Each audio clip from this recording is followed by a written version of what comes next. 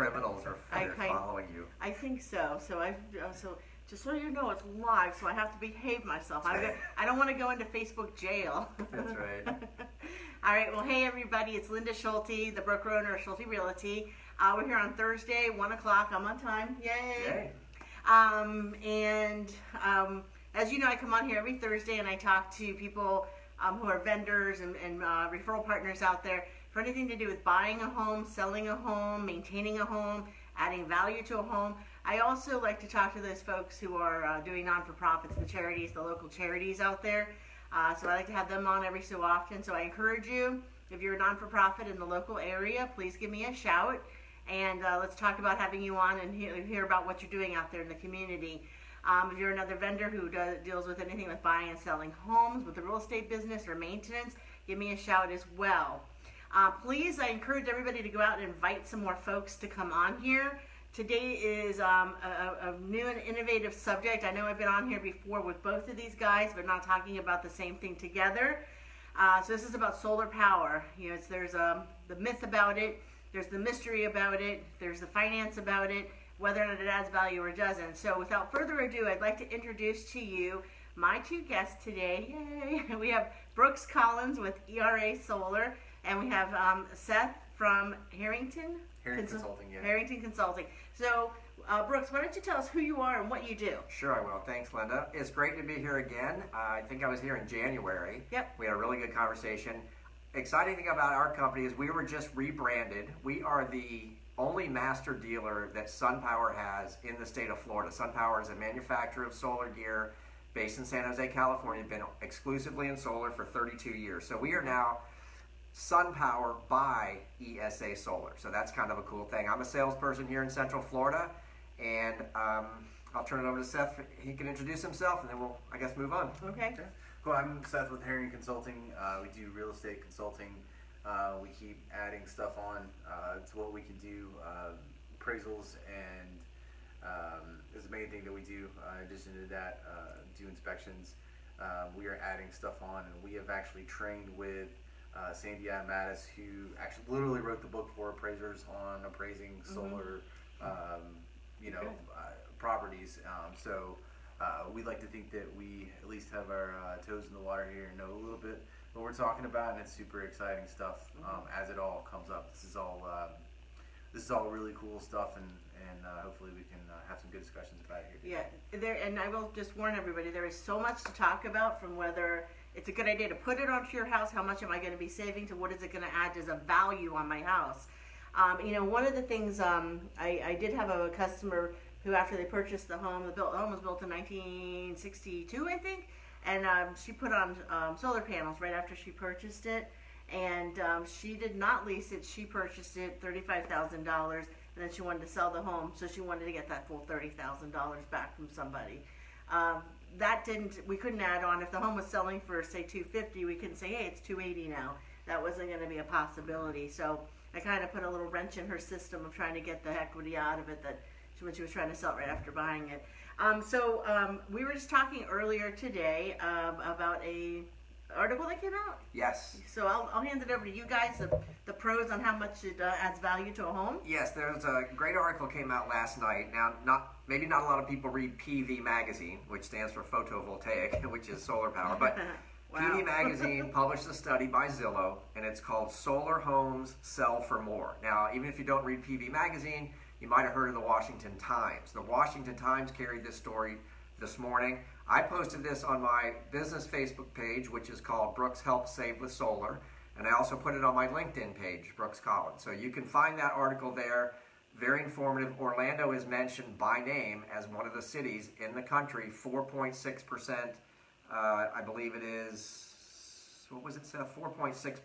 4.6 something for Orlando. Yeah, okay. But it's a great article, and it just validates the trend, and I think maybe helps cut through a little bit of the noise and the confusion that people have about whether or not solar helps a house sell when it goes on the market. Yeah. And really, I mean, when you put the solar panels on the house, it should be more so that you're using it to save money. It's not like, I'm going to put it on here and I'm going to, just the same way as we say, I've lived in the house for 20 years, now I'm going to put $30,000 into my kitchen. you want to do that to live in it, unless of course there's like no countertops or something like that. Exactly. So yeah, it's something that you want not to sell it, especially when we're dealing with older homes. So let's Seth, maybe as an appraiser, you can talk about that. If I put solar panels on my house and I spent $30,000 on it, how much do you think I could save if the home is market value at $250? How much do you think that could add on to the home? So a lot of the systems are different sizes, and the number one thing that I would say is that there's no one size fits all system. There's a huge level of quality difference. These guys sell SunPower, which is one of the top rated in the field. It's more expensive, but it is a better product than a lot of the other things. You can get cheaper stuff that will deteriorate faster. There's actually different depreciation rates for SunPower systems versus others. SunPower actually, so what he's saying is he works with SunPower. SunPower actually, the depreciation over time of the efficiency is actually a lower rate than it is of some of the other ones. So there's a huge quality difference in what you get with, Joe Blow's, solar deal of the week with somebody who knows what they're doing. Right. There's a big deal there. If you over improve for it, like if you right now with Florida not really paying cash out for production, if you produce more than you can actually use in your house, you've overbuilt it, and you're not getting that cash back.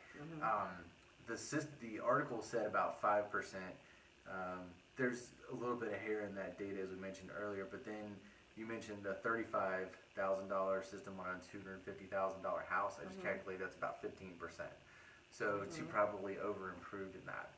If you're doing a system on an older home, one thing to keep in mind is that the warranty is only as good for the amount of time of the roof, the expected life of the roof. So unless you're going to replace the roof during that. So if you put that solar system on an older home that had an older roof, you've immediately pulled value off of it, because at some point you're going to have to pay to redo that. So that is a consideration to take into effect. So I would say that if you keep in line with that 5%, then that would have been what, 250 times 5 is what, like 12? 1250? I'm not a math person.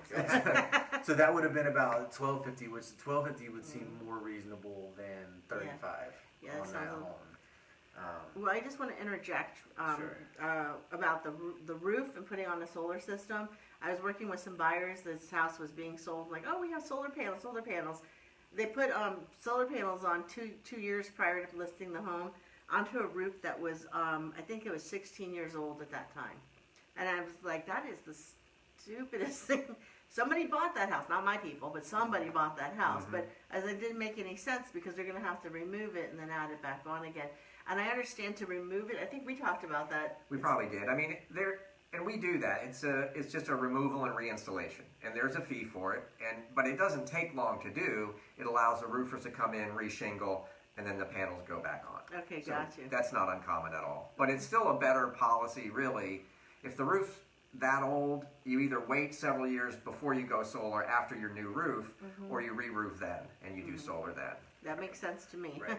Anytime you, like, the systems are made well, but anytime you move something or take something off or put something back on, that is a risk to the system. So he's exactly right. You want to put it on a new, nice, clean roof and just let it ride. The less you move it, the better. Right. And that's why it's more common for it to be on a brand new home. And I believe, Seth, you and I talked about that one house a while ago. And maybe that's why I reached out to you, is because it was appraisers were having trouble because they didn't have any older homes that had them on there. So it's why it's been more common to be on the brand new homes.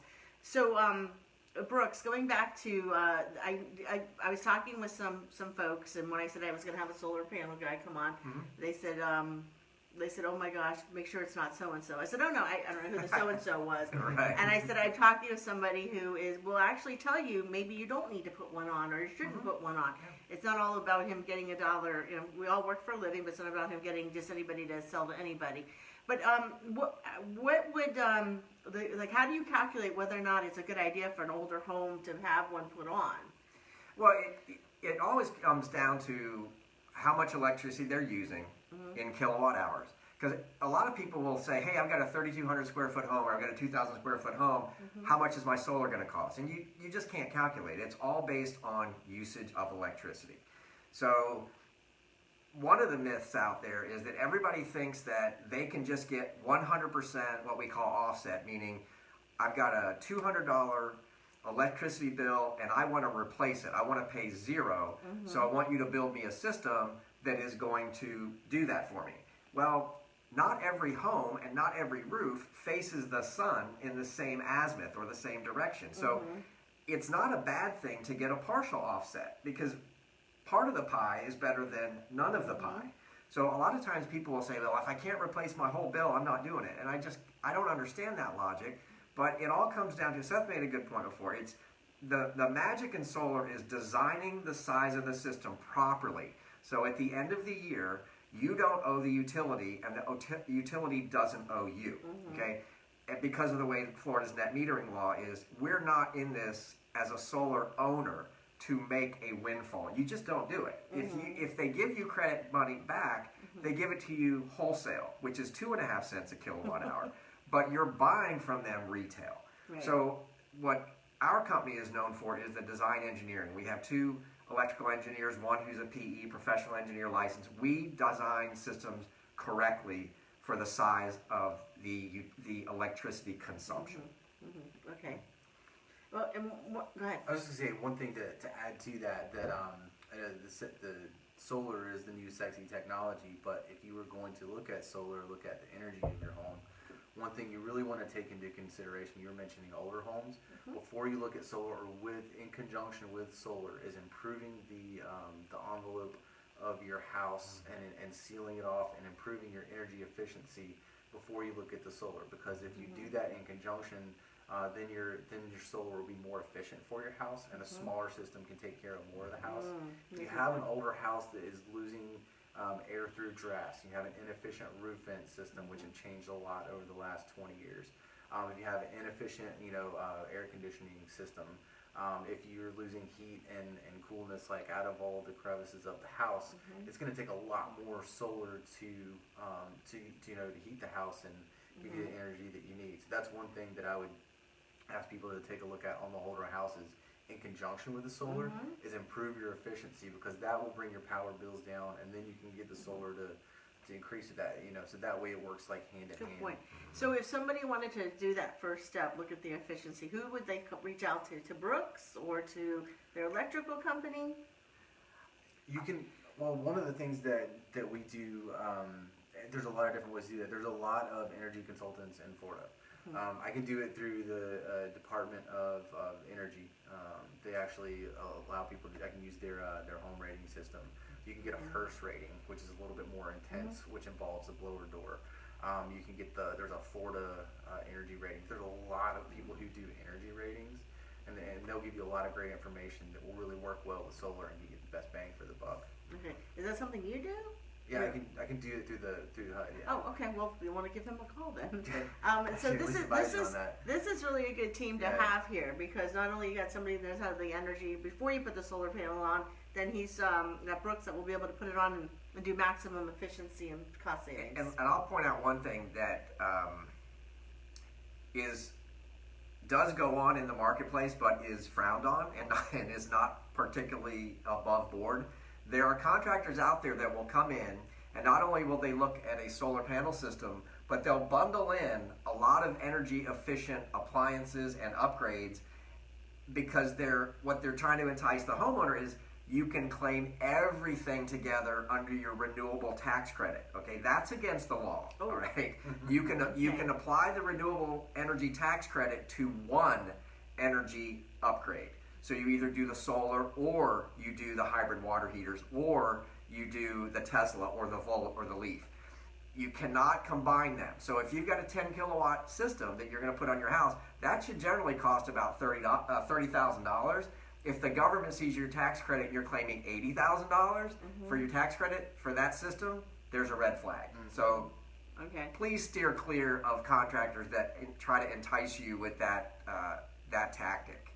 Okay, well, that's a good point. I did not know about that, so thank you for sharing that with us. And one of the things I was hearing a little bit ago from Seth, as he was talking about, there's a lot of solar panel companies out there that they might be less expensive, but they're actually going to have less life. and I say this on all of these shows, is always don't step over a dollar to pick up a dime. And just because if you call Brooks, for instance, and you're like, well, wait a minute, I could go to Joe Schmo down the street, and it's $10,000 less. Think about what are you getting for that. One, are you getting customer service, but what are you getting as far as quality? So I just like to always push that out there. Everybody's like, what can I do? How can I do it the least? Least expensive, but they're saying, how can I do it the cheapest? You pay for what you get. And I do hear wonderful things about you and your services. So he's going to give you excellent customer service. And again, the main thing that the folks were talking to me about, they steer clear of solar panel people because they're like so many I'm going to call it shysters are out there. But listen, they're in every business. They're appraisers and home inspectors. Every industry has it. There might be a realtor too. I didn't say that. I didn't say that. You don't have a real estate license, right? Okay. I did not say that, folks. But no, in every industry, we all know that happens. And that's why it's always good to have a good endorsement from somebody that's used them, knows that they're good folks. So that's why I said, no, we're going to have a good guy on with us. So tell us a little bit more about what's entailed, like when you come out to someone's home to put on solar panels, what happens at that point? It's a painless process. I mean, at least our company makes it that way. We're not a high pressure. We're not a company that's going to sit at your table after having met you for 1 hour and sit there for 2 more hours to try to get you to sign a contract. Yeah. There are companies that do that. We just don't operate that way. But all I ask people to do ahead of time is I try to do a 10 to 15 minute phone call with them to understand what their needs are. Before I ever go out to the house, I'm trying to gather information. I ask them to send me the most current electric bill that they have, and I go through it month by month, and I figure out what their usage is, what their consumption is by kilowatt hours. That gives me at least a preliminary idea of what size system they might need. Then when I go out to the house, the first thing I do is I take pictures of their breaker boxes, because solar ties into your electric system of your home. And you get back to these older home concept that we're talking about. I live in an old home, it's 1978, and I know I would have to upgrade my panel because every single slot is full. So we send that to engineering, we make sure that they don't need a panel upgrade, and then we design a system, we show them the numbers, we talk about the tax credit, and if they want to move forward, sometimes it's that day, sometimes it's the next week, sometimes it's 4 months later. So, but the people that say that they want to wait, we try to show them the cost of waiting. Because if you factor in what you're paying every month to the utility company, that is a cost that doesn't go away until you sign and you get down the road, sometimes a few months or a few years. There's always a break-even point. But it's not a one-size-fits-all solution, exactly like Seth was saying, and we tailor it to each particular home's needs. Okay, perfect. Now, when you're trying to do an appraisal on a house, and they say I have a solar system on the house, where you're looking at? I know brand name matters. What are you looking for to help to make it more of a value to the home? Okay, so good question, and what we look at it from a couple of different ways. Because we don't have the sales data in Orlando yet to just completely base it off of sales. A lot of appraisers who aren't familiar with solar will stop right there, and they'll say, I can't do it, but that's just kind of like, they're just not wanting to dig into it. So there are two ways that we look at it above and beyond the sales in the neighborhood. There are more and more neighborhoods where there are sales with and without solar, and you can pull out the value kind of the difference in price that it adds if it was included in the past sales. So we're seeing more and more of that where that kind of adds in. But without that, there are a couple ways we can do it. One is using tools at solarpvvalue.com or pvvalue.com. And what that does is that allows us to look at it from a cash flow perspective and also from a depreciated cost perspective. Okay, so there's the two elements that we're able to wear out to kind of weigh out there. Depreciated cost would be taking the installation value, subtract out the tax credits, and then from there you're looking at about 2/3 or 70% of the value there, and then depreciation over time. That's the cost, the actual cost after things have been brought out. So you're looking at it from that way. The other way to look at it is looking at the cash flows of the system based on how much power is used in the house, and then how much power that the system will produce. And so we look at it both so basically the corollary would be if you're buying a house and you're building a house and then you're building it and you're renting it out. Okay, so the income approach and the cost approach. Like how much does it cost to actually build it? How much does it how much is the value based on the cash flows and income coming in based on it? Even though it's a cash savings and not like an actual dollar amount that exchanges hands, we do look at it as cash flows. So we look at it both in those ways. So if you have a system that is priced correctly, that is reducing your power bills, and it is producing those cash flows, then we will be able to find the value on that house for you. And you're looking at it from the kilowatts from the bill, not what did it, when I didn't have it on here. You're not looking at the old bill versus the new bills. It's what you see on the current bill. Is that how it works out? We look at how much is actually used. Your bill will, whether or not it's been charged or not, your bill will tell you how much is consumed. Okay, good. I was just looking at one recently, and I was a little bit confused about everything that was on there. Like I believe she was getting money back. Is what she was getting. I'm not sure how, but maybe she overpaid a bill or something like Even that. if you like completely do your whole house with solar, you will still pay the power bill, the power company, like $10 or $15 a month for connection charge. Yeah. Which I don't think they're going to let go of that ever. No.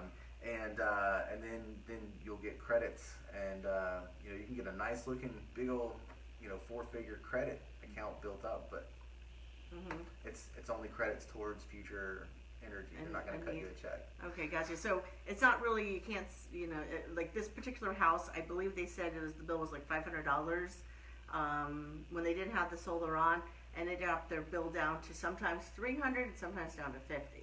Nice. So I mean that was a big savings. And some people are like, oh, it's only $200. Well, her highest bill was $500. Then it dropped it down to $300 during her highest months. So that's pretty good. That's a significant cash flow, yeah. Yeah, that's great. And I will tell you, this is something you should probably address too. When they put it on the house initially, they had a big tree blocking it, and it's like whoever. So anyway, let me just tell you, when you go, if you're interested in panel, please call Brooks. Please, as I know what he'll do it right. You do the shade analysis, right? We take about 40 different criteria into account when you design a system, and shade is the worst enemy of solar panels. So that comes down once again to someone not designing the system with the homeowner's best interest. They were designing the system to try to maximize the cost of the system for their company, and in the long run, that doesn't help anybody. That just comes back to bite you. Okay, I got a good question for you. I believe you two were talking about it a little bit earlier.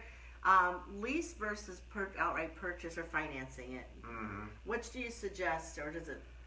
Well, in my experience in Florida, there's only one company locally that handles leases, and they're a large national company. I don't understand the financial logic behind it, because one of the reasons to go solar is to avoid utility company rate hikes. And if you go historically back through 35 years of the United States Department of Energy, it's on their website, utility rates have gone up every year. And they're going to keep going up. No one's using less electricity. No one's using fewer devices. So the point is, you're trying to pay and lock in today's electricity prices for the long term. Right. Well, on a lease, you have the same type of escalation every year in the lease charges that you do in the utility rate hikes. So it's almost counterproductive to do that. Now, the only benefit I've seen is someone who might be retired or disabled and they don't pay enough income taxes to be eligible for the 30% tax credit. Okay. So that may be, it's the only thing I can think of that you would, the only person and the only reason for leasing solar. What do you think? Yeah, so from our standpoint, from valuation, if you lease it, it is personal property. It is not part of the real property. Even if it's bolted on, it is personal property. Okay. So we would not count any value towards the real property sale of that. Now, in buying and selling, there are, with some of the leases are transferable, and somebody may see value in that. But if they do see value in it, they've still got to pay for it. So it's kind of like, even if they do like it, they're incurring a bill for it each month, and that really cuts out a lot of the value of that. So we would not count it towards the value of the real property if it was leased. Where if you're not going to sell your house, like if say you're 90 and this is your home, and you don't care 15 years from now, 5 years from now, it's somebody else's problems. Yeah. Who cares, right? But like that would be the only situation. Yeah, think gotcha, of. gotcha. I'll figure out a way to buy it outright. So if somebody leasing and then they owe on it, so if they instead of leasing it, they bought it, but they're making payments, and that would be it's not a personal property, then it's part of the home. Yeah, it's just like a mortgage. Just like, with a mortgage, the bank has a lien on your property, but you still own it, even though you still haven't paid it off Oh, yet. okay.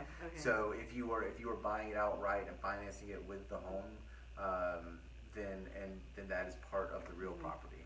Now, one attractive thing about solar lenders, we work with a number of them, and they've carved out a really nice niche. I mean, it's a really nice business. But solar loans are unsecured loans. So if anything crazy does happen with your finances and you have a solar system on your home with a solar loan, the bank cannot put a lien against your home. It's just like a personal loan. However, the rates are a lot better. And there's some interesting things that they do with what they call split loans, where you take the tax credit, you apply it to the loan within a 12 to 18 month period, and then the loan re-amortizes, and you're then paying 70% of the cost of the system for the term of the loan versus the 100% because you've put 30% towards the loan in the way of the tax credit.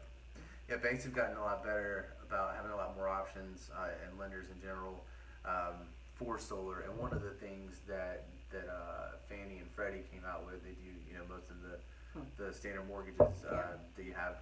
They have something called the Homestyle Loan, which is not really talked about a whole lot, but it does account for some of this other financing. So it does take energy improvements into account, so they can go above and beyond the LTV or the normal standards that you would have of a loan. So if there was a lease that needed to be bought out or some other type of financing, you can use a Homestyle loan to pay for the solar stuff on top of the regular house so that it doesn't mess anything up. So there are a lot more financial ways to handle it now.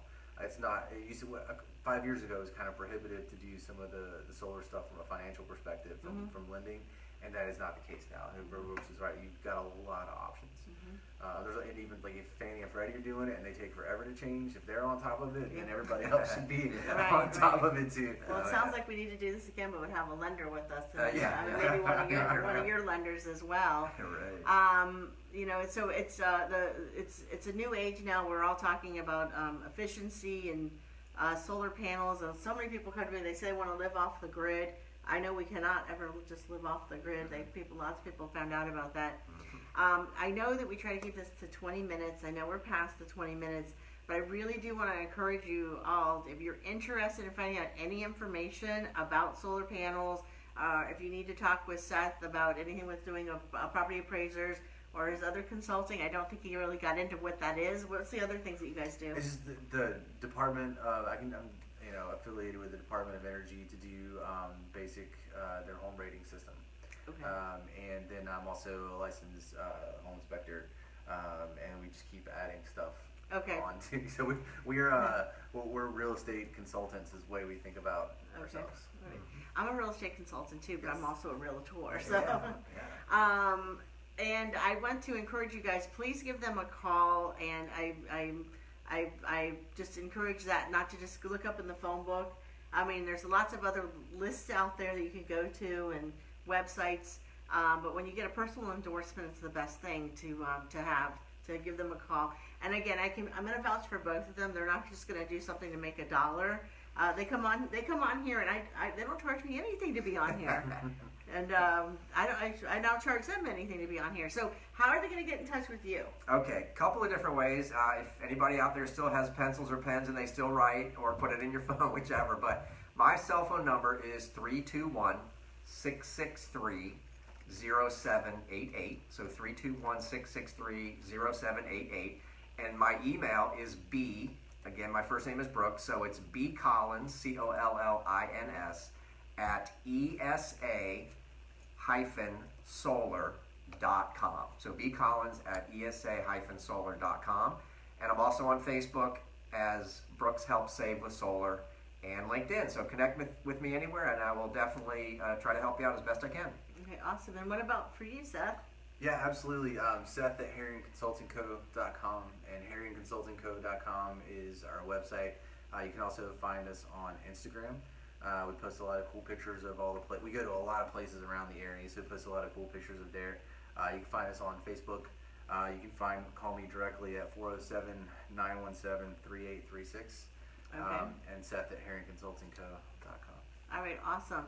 And of course, you can always, if you didn't catch those, you can always call me at that number back there. You tilt your head a little Yes. bit. There you go. There's my phone number right there. Give me a call, and then I can always set you up with these guys. Or if you have any kind of questions, general real estate questions, or if you're looking for a referral to a plumber or electrician, just give me a shout. I'm here to help you. So I want to thank you both. This is awesome. I think we're going to have to do like an hour-long Thanks one for or having something us, like Linda. that. This is great. And I will have you on again, obviously. I've had both of you here before.